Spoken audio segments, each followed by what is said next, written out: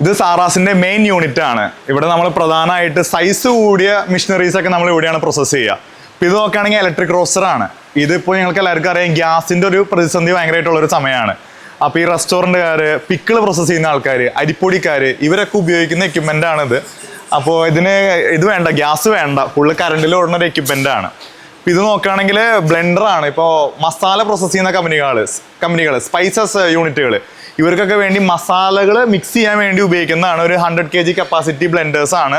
ഇതും അതേപോലെ തന്നെ ഇത് ഇഡ്ലിമാവ്, ദോശമാവിൻ്റെ പൊടികൾ വരുന്നുണ്ട്, ഇഡ്ലിപ്പൊടി, ദോശപ്പൊടിയൊക്കെ.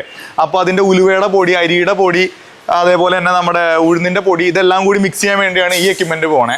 പിന്നെ നിങ്ങൾക്കൊരു കാര്യം കാണിച്ചു തരാനുള്ളത്, ഇതൊക്കെ പൾവറൈസറുകളാണ്. ഇപ്പോൾ ഇത് SS-ൻ്റെ ഹോപ്പറോ ഉള്ള പൾവറൈസറുകളാണ്.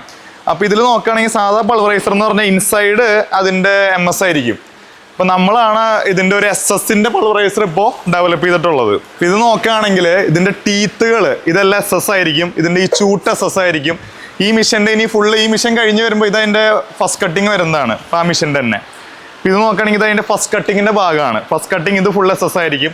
അങ്ങനെ ഒരു SS-ൻ്റെ പൾവറൈസർ നമ്മൾ ഇപ്പോൾ മാനുഫാക്ചർ ചെയ്തുകൊണ്ടിരിക്കുന്നതാണ്.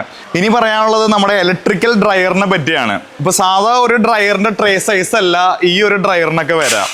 ഇത് 1 മീറ്റർ വീതിയും നീളം ഉണ്ടാവും, അതേപോലെ ഒരു 75 സെൻറ്റിമീറ്റർ വീതിയും ഉണ്ടാവും. അപ്പോൾ ഇങ്ങനത്തെ ഒരു ട്രേ ഉണ്ടെങ്കിലാണ് ഒരു 4 കിലോ തുടങ്ങി ഒരു 3.5 കിലോ വരെയൊക്കെ മുളക് നമുക്ക് കഴുകി ഇത് വിരിച്ചിട്ട് ഉണക്കാൻ പറ്റുള്ളൂ. പിന്നെ അതേപോലെ തന്നെ ഈ മെഷീനിൽ ഉപയോഗിച്ചിരിക്കുന്ന ഫാനുകളൊക്കെ നിങ്ങൾ നോക്കുകയാണെങ്കിൽ ഇങ്ങനത്തെ ഹെവി ഡ്യൂട്ടി ഫാൻസുകളൊക്കെയാണ് ഈ ഡ്രയറിൽ നമ്മൾ വെക്കുന്നത്. ഇങ്ങനത്തെ ഒരു ഡ്രയർ ഉണ്ടെങ്കിലാണ് നമുക്ക് പ്രൊഡക്ഷൻ നന്നായിട്ട് വരുള്ളൂ.